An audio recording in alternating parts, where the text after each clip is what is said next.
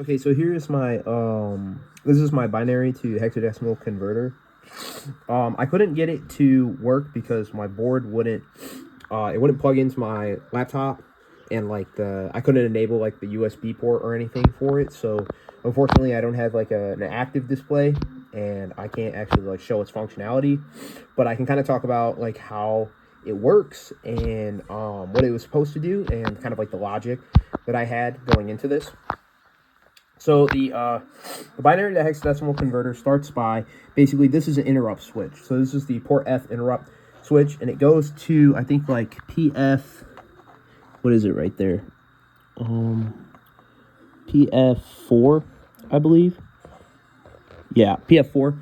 And so it goes to PF4, and it has the falling edge logic. I basically used like the Lab 11 code for that. And then once that happens, then basically the microcontroller can accept inputs from this. And so this is basically a serial input switch.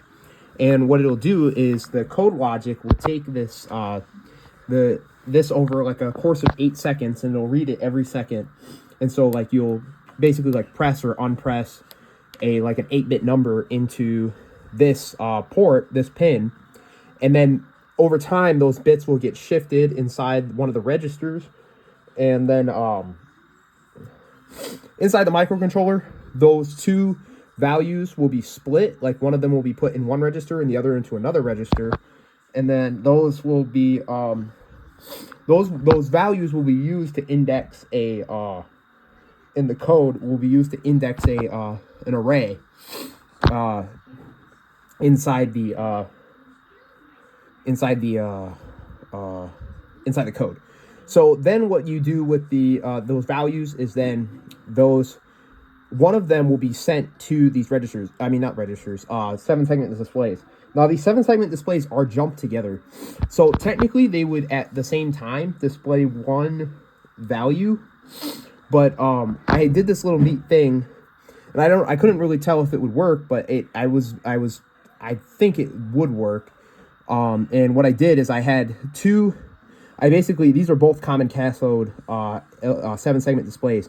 So what they're supposed to do is there's PF2 and PF3. I set them as outputs in the code, and one of them would be like a 1 and the other one would be a 0.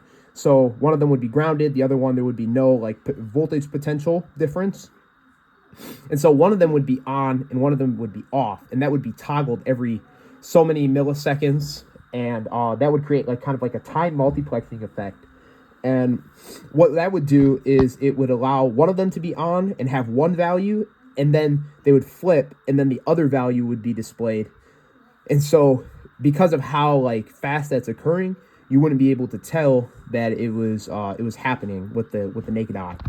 And so yeah, basically that is my device. Unfortunately it couldn't work, but I at least wanted to give a breakdown of how like where my logical process was. And yeah, that's my device. Thank you.